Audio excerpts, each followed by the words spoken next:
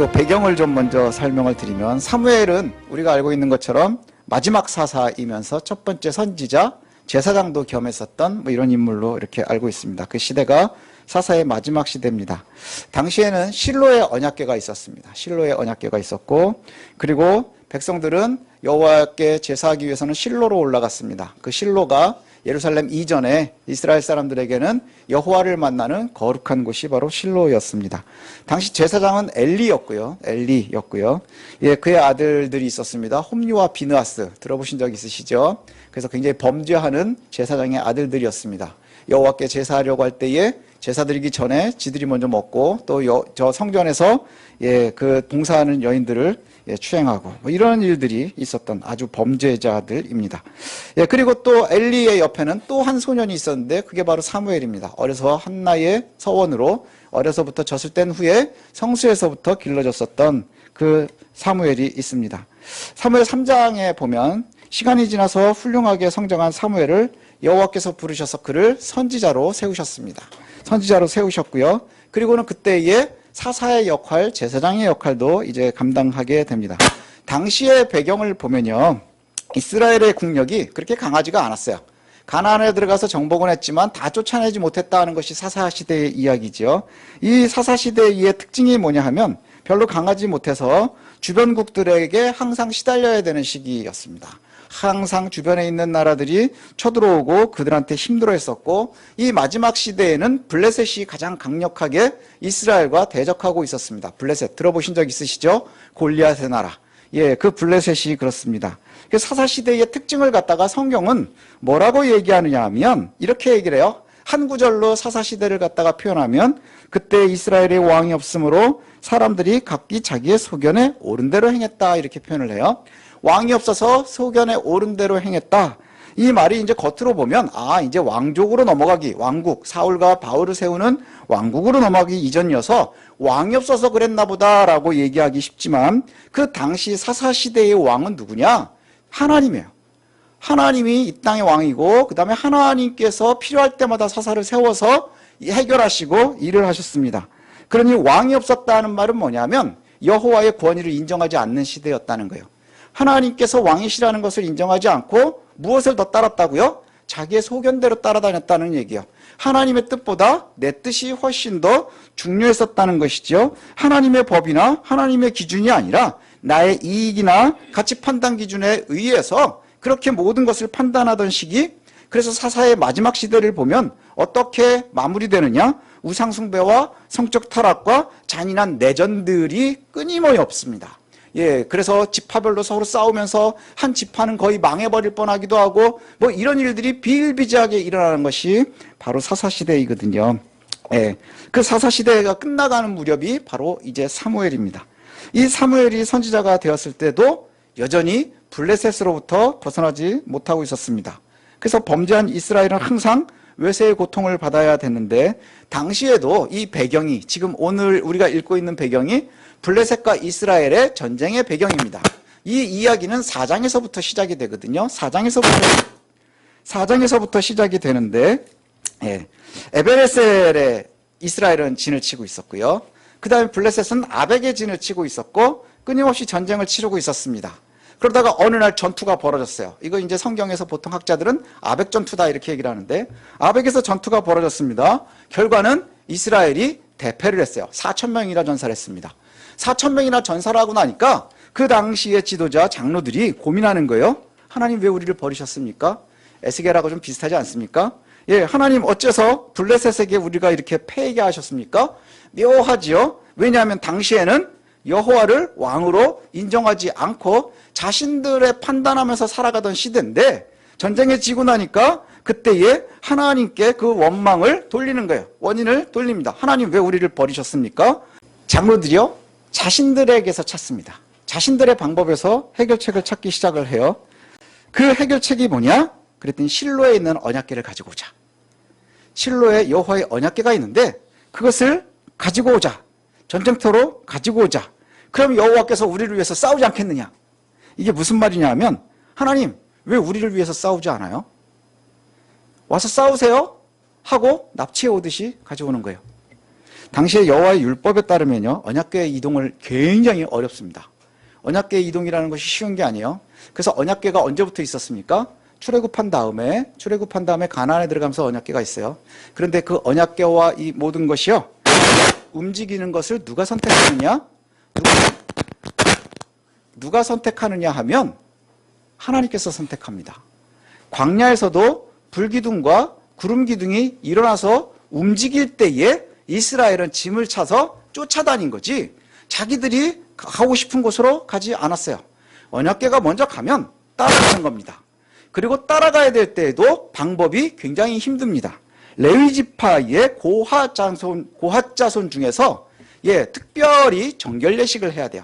그래서 그 정결례식도 굉장히 복잡하거든요. 몸에 있는 저 털을 다 깎아야 되고 정결례식 해야 되고 옷도 갈아입어야 되고 막 이럽니다. 그리고 나서는 그것이 이동하기 전에는요, 제사장들이 가서 성막 휘장을 뜯어서 언약궤를 쌉니다. 왜냐? 사람들이 함부로 하나님과 마주할 수 없어요.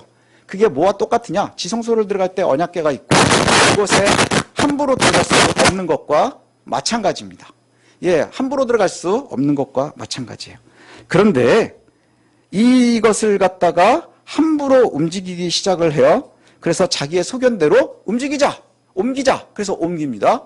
누구의 주도하에 움직이냐? 아까 얘기했었던 홈리와 비나스를 중심으로 그것을 이동을 합니다. 마치 자기의 소견을 따르는 이스라엘은 자신들의 필요에 따라서 하나님을 갖다가 납치해 온 거예요. 하나님을 납치해 왔습니다.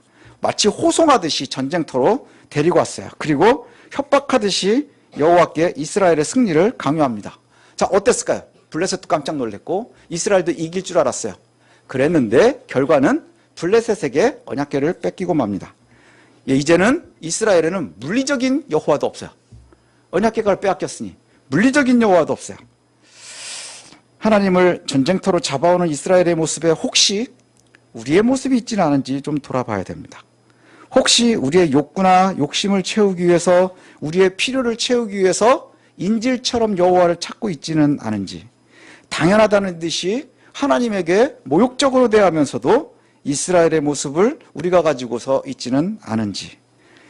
하나님은 우리와 거래의 대상이 아니라 경배의 대상이고 예배의 대상입니다.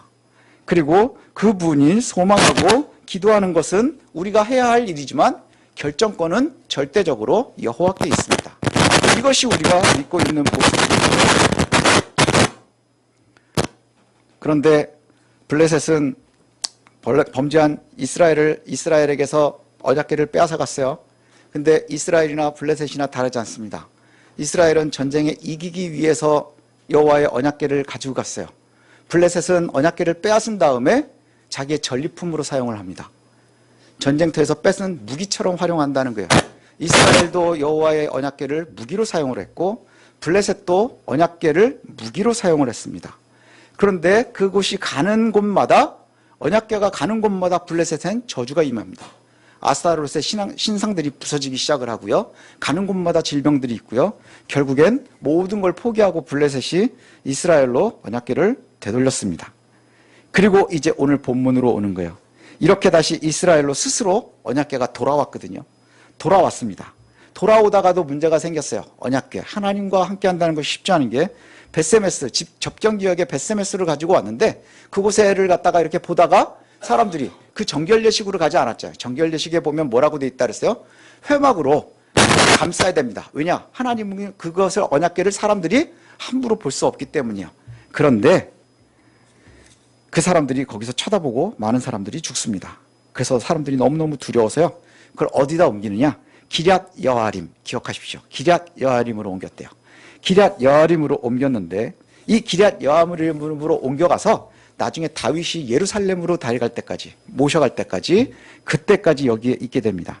기럇 여아림이라는 곳이 어디냐 하면요, 우리가 가나안, 여호수아가 정복을 할 때, 가나안을 정복해 갈 때 기브온 족속들 나옵니다. 멀리서 온 척하고 헤어진 옷을 입고 막 이래가지고 겨우 목숨을 건진 사람들이 있어요. 이 사람들이 뭐 했습니까? 사는 조건으로 여호와의 전을 위해서 나무 패고 일을 하는 사람들이에요. 물 길어 오는 사람들이었습니다. 예, 완전히 노예 같은 삶을 하는 거죠. 여호와의 전을 위해서 물 깃고 나무 캐는 사람들이었어요. 그 사람들이 살고 있었던 성읍이 4개가 있었는데 그 중에 하나가 기럇 여아림입니다. 그러니 기브온 백성들이 있는 곳으로 간 거예요. 이스라엘 백성들이 아니라 기브온 백성들이 있는 곳으로 간 거예요. 왜냐? 이들은 이전에도 여호와의 성전을 갖다가 봉사한 적이 있었기 때문에 그들에게 갔어요. 그리고 나서도 시간이 오늘 본문에 보니 20년이 지나갔습니다. 20년 동안 여호와의 언약궤가 돌아왔는데 이스라엘과 하나님의 언약궤 사이에, 하나님 사이에 회복이 되지 않은 거예요. 여호와는 돌아왔는데 회복이 되지 않았어요. 회복이 되지 않고 아직도 서먹서먹한 거예요. 서먹서먹한 상태를 돌아오다가 지금 2절에 보니까 20년이 지났는데 드디어 이스라엘이 여호와를 사모하니라 이런 표현이 나와요. 이제부터 이스라엘이 회복하기 시작하는 거예요. 사모하니라. 근데 이 사모한다는 말이요, I love you가 아니에요. 내가 당신을 사랑합니다 하는 그런 달콤달콤한 말이 아니고요, 히브리어 바나후라는 말인데 애통하다, 자복하다, 부르짖다, 통곡하다 이런 의미를 갖고 있어요. 내가 하나님과의 관계가 얼마나 어려웠고 어리석었고 힘들었었던 건지를 드디어 알고 이제 애통해하는 거예요. 통해 자복하고 있다 이 뜻입니다. 회개한다는 뜻이에요.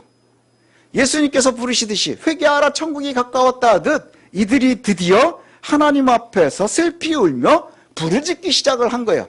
이 모습을 보고 사무엘이 요구한 게 뭐냐 하면, 너희가 하나님께로 돌아오고 싶어하니 너희들이 하나님께로 돌아오고 싶으면 먼저 해야 될 것이 있어. 그 첫 번째가 뭐냐, 너희 안에 있는 바알과 아스타롯을 다 제거하라. 성경이 어디를 읽든지 똑같죠. 너희 속에 있는 우상을 제거하라는 거예요. 바알과 아스타롯을 먼저 다 제거하고 오직 여호와만 섬겨라. 그러면 블레셋에게서 하나님께서 건지실 거야. 우리의 영적인 블레셋, 우리 주변에 있는 블레셋 많지요. 이것을 해결하기 위해서 제일 먼저 해야 되는 게 뭐냐, 하나님과 서먹한 관계부터 해결해야 되는 거예요. 이스라엘은 언약궤가 돌아온 다음에 20년 걸렸어요. 20년 동안 언약궤가 자기네 영역 안에 들어왔음에도 기럇 여아림에 기브온 사람들에게 맡겨놓고 감당하지 못하고 있었어요. 그렇게 어리석게 힘들게 20년을 지내다가 드디어 통해자복할 때 사무엘이 하는 말이 뭐냐, 너희 속에 아직도 바알이 있다는 거예요. 너희 속에 아직도 아스타롯이 있다는 거예요. 이걸 먼저 제거하라. 이 사람들이 하나님께 회복이 되니까 그것을 빠르게 제거했습니다. 그러자 사무엘이 다시 그 다음 스텝을 밟아요. 뭐냐, 미스바를 모이라. 내가 너희를 위해서 여호와께 기도하겠다. 미스바를 모이라. 내가 여호와께 너희를 위해서 기도하겠다. 이렇게 이야기를 해요. 자, 생각해 보십시오. 여기에 한 가지 우리가 바꿔서 생각해야 되는 게 있어요. 뭐냐, 내가 여호와를 위해서 기도하겠다 하는 것은 그 당시에는 제사장이 하나님 앞에 나아갈 수 있어요. 일반 백성들은 하나님 앞에 나아가지 못합니다. 근데 신약시대를 살고 있는 지금은 우리가 다 제사장이에요. 그러니 이걸 어떻게 바꿔 읽어야 될까요? 우리가 함께 모여서 우리가 함께 여호와께 기도해야 하는 거예요. 우리가 함께, 내가 기도해야 되는 거예요. 우리가 함께 기도해야 되는 거예요. 우리가 블레셋으로부터 놓이기 위해서. 그래서 함께 모입니다. 내가 너희를 위해서 기도하겠다. 여기에 모여있는 성도들이 함께 기도해야 되는 이유가 바로 여기 있습니다. 끊어지는 하나님과의 관계가 회복되는 사건, 이게 바로 은혜의 시작인 거예요. 굉장히 서먹서먹하고 범죄 가운데 언약궤를 빼앗기고 그게 돌아왔음에도 불구하고 회복되는데 그 서먹서먹한 관계가 20년이 걸려서 회복이 됐어요. 그 회복이 되려고 할 때 제일 먼저 요구하신 게 너희 안에 있는 바알과 아세라를 버려라. 그리고 함께 모여 기도하라. 하나님을 전심으로 찾으라는 이야기예요. 그런데 그렇게 하면 모든 게 끝날 줄 알거든요.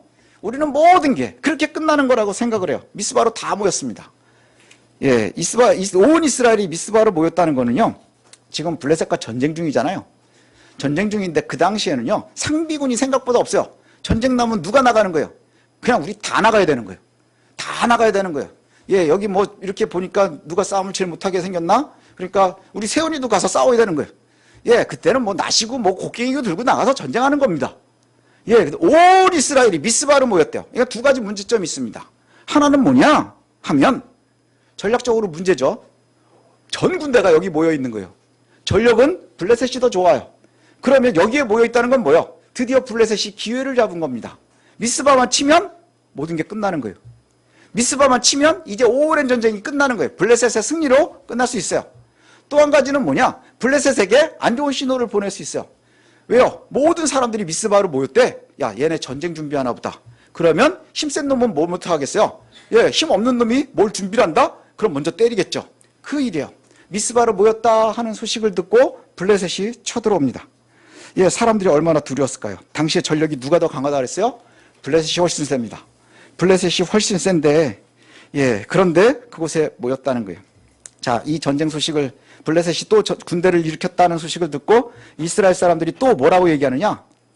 이스라엘 사람들이 사무엘에게 이렇게 요구를 합니다. 당신은 우리를 위해서 기도하는 걸 쉬지 말고 기도하십시오. 당신은 우리를 위해서 기도하는 걸 쉬지 마십시오.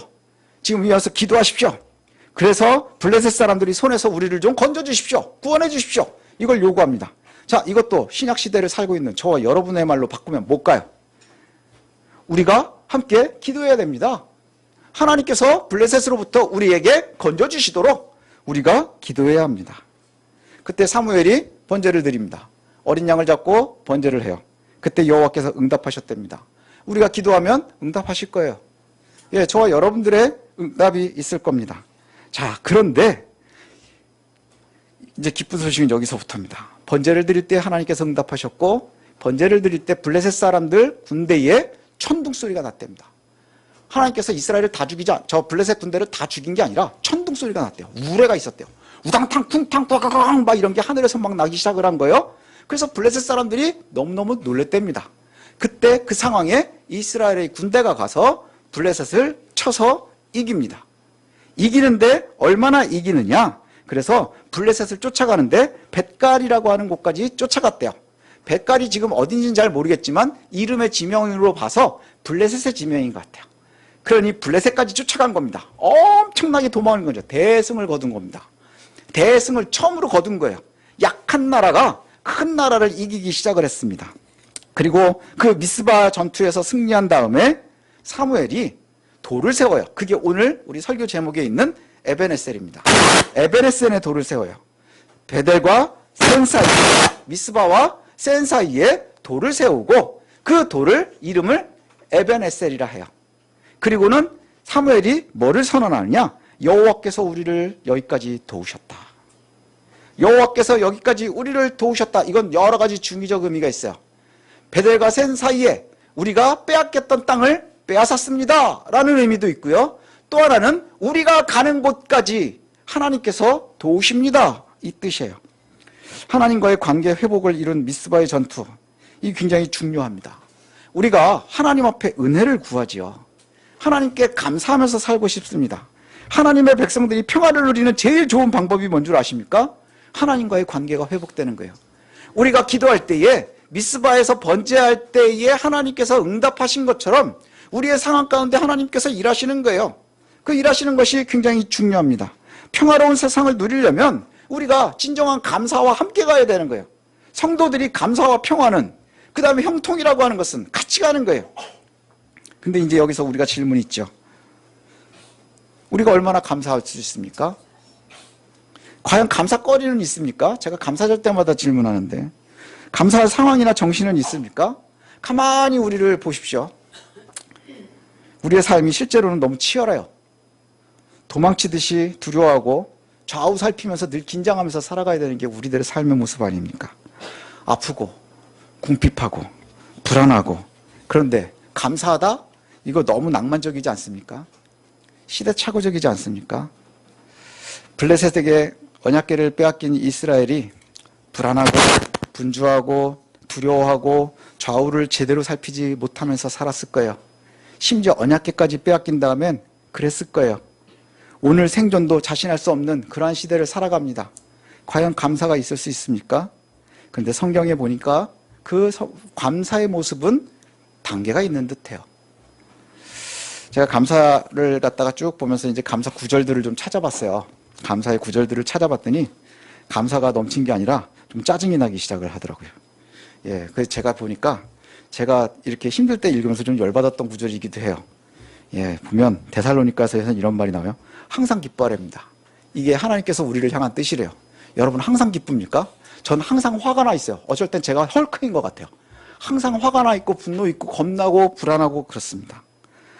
아무것도 염려하지 말라고 빌립보서에서 얘기합니다. 여러분 염려 차고 넘치지 않습니까?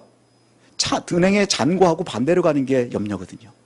그렇죠. 요즘에 아이들 성적하고 월급만 늘지 않는다 그러잖아요. 근데 염려가 없습니까? 저는 목사인데도 염려가 넘칩니다. 주변에 힘든 것뿐인데 염려하지 말라. 우리 하나님, 우리 상황을 좀 한번 보십시오. 모든 지각에 뛰어난 하나님, 제발 우리 좀 보십시오. 염려 안 할 상황인가? 뭐 이런 생각이 들어요. 제일 짜증나는 거는 야구 보서요. 야구 보서. 왜냐하면 모든 시험을 당하면 기뻐하래요. 이거 맨정신입니까? 시험을 만나면 기뻐하랍니다. 시험을 만나면 통곡을 하는 게 정상이죠. 기뻐요. 막 어려운데 막 기뻐요. 그럼 사람들이 바로 신경정신과에 가보라 그럴 거예요. 우리 고민해 봐야 되는 거예요. 이거 우울증일 가능성이 더 많아 보여요. 최강은 하박국입니다. 무화과 나무 잎에 아무것도 없고 포도나무도 말라 비틀어지고 외양간에 송아지도 없고 파산이에요. 근데 내가 여호와 때문에 즐겁답니다. 이게 말이나 됩니까? 성경에서 고난과 역경에서 기쁨과 기대를 버리지 않고 감사하라고 그래요. 그게 어디서부터 가능할까? 그 상황이요. 지금 우리가 열받아 하는 상황이 언약궤를 빼앗긴 이스라엘과 같습니다. 하나님을 버려서 언약궤까지도 빼앗겨 있는 그 상황과 같은 거예요. 근데 숨겨져 있는 장치가 있습니다. 여러분은 지나가면서 잘 기억이 안 날 수도 있지만 블레셋과 전쟁을 치르면서 언약궤를 빼앗길 때 이스라엘이 진을 쳤었던 도시의 지역의 이름도 에베네셀이에요. 에베네셀에 진을 치고 있다가 거기서 언약궤를 빼앗겼어요. 그리고 거기서 블레셋에게 대패했습니다. 왜 그랬나요? 그때의 사람은 그들에게 왕이 없었기 때문이에요. 여호와께서 왕 노릇을 하지 않고 자기의 소견대로 행할 때의 모습이었어요. 지역의 이름은 에베네셀입니다. 도움의 돌, 하나님께서 도우시는 곳이에요. 그런데 거기에 실질적으로는 여호와가 없어요. 내 뜻대로 하는 거예요. 내 상황대로 하는 거예요. 그런데 이제 하나님께서 계속 그때는 억지로 하나님을 끌고 와도 패배 연속일 뿐인 거예요. 패배만 있을 뿐인 거예요. 그런데 하나님의 관계가 회복이 되니 비로소 에베네셀이 되는 거예요. 도움의 돌, 승리의 장소가 됩니다. 패배의 장소가 아니라 이제 승리의 징표가 된 거예요. 무엇이 이런 결과를 가져옵니까? 시작은 미스바의 회개에서부터예요. 아스타롯을 버리는 데서부터요. 내 안에 있는 바알과 아스타롯을 다 버리고 미스바에 모여서 하나님께 우리의 모습을 되돌아보는 데서부터요. 그 시작이 어디에 있었습니까? 여호와를 사모하기 시작해서부터래요. 그들이 여호와를 사모하니라 하나님 앞에 애통하고 자복하며 우리의 모습을 되돌아보면서 내 안에 있었던 바알을 제거하고 아스타롯을 버리고 여호와 앞에 나아가서 여호와의 뜻을 따를 때에 그때 하나님이 비로소 에베네셀이 되는 거예요. 이전에 에베네셀에서는 여호와를 빼앗겼지만 이제 에베네셀에서는 이제 빼앗긴 것을 다시 되돌리는 거예요. 그때는 불안하고 힘들었지만 이제 하나님께서 에베네셀을 돌려주셔서 거기에서는 침략자 블레셋으로부터 구원하시고 빼앗긴 땅도 회복이 됩니다. 에베네셀 이후가 뭔지 아세요? 블레셋에게 그동안에 빼앗겼었던 모든 땅이 회복이 되는 거예요. 이게 진정한 회복입니다. 그리고 블레셋이 다시는 그들을 쳐들어오지 못하더라. 우리의 일상이 고통과 어려움이 끊어지지 않습니다. 고난과 괴로움이 우리를 항상 넘어뜨리려고 합니다. 그러나 우리가 놓치지 말아야 하는 것이 하나 있어요. 그게 뭐냐? 바로 하나님께서 주시는 평강의 승리입니다. 평강의 승리. 하나님께서 우리의 왕이 되실 때 주시는 거예요. 하나님이 우리의 왕이 된다는 게 뭘까요? 하나님의 뜻을 신뢰하는 겁니다. 내 소견대로 가는 것이 아니라 여호와의 소견대로 가는 것. 이것이 감사가 넘치는 삶을 사는 길입니다. 이것이 여호와의 은혜를 누리는 법입니다. 행복해야 되죠. 만족해야 됩니다. 자족해야 됩니다. 그래야 우리가 감사할 수 있습니다. 감사가 넘쳐야 우리가 행복할 수 있습니다. 하나님의 은혜로 항상 감사가 저와 여러분들의 삶에 넘쳤으면 좋겠습니다. 우리의 모습을 되돌아보면서 우리의 에베네셀은 어디인가? 혹 여호와의 언약궤를 억지로 출정시키는 에벤에셀인지, 아니면 하나님께서 도우시고 그것을 감사하며 선포하는 에벤에셀인지 되돌아보며 우리의 감사절을 보냈으면 좋겠습니다. 하나님께서 우리와 늘 함께 하심, 그것을 놓치지 않는 저와 여러분들이 되시기를 소원합니다. God loves you. I pray that you believe in Jesus and receive salvation. 하나님 널 사랑하십니다. 예수님을 믿고 구원을 받으시길 기도합니다.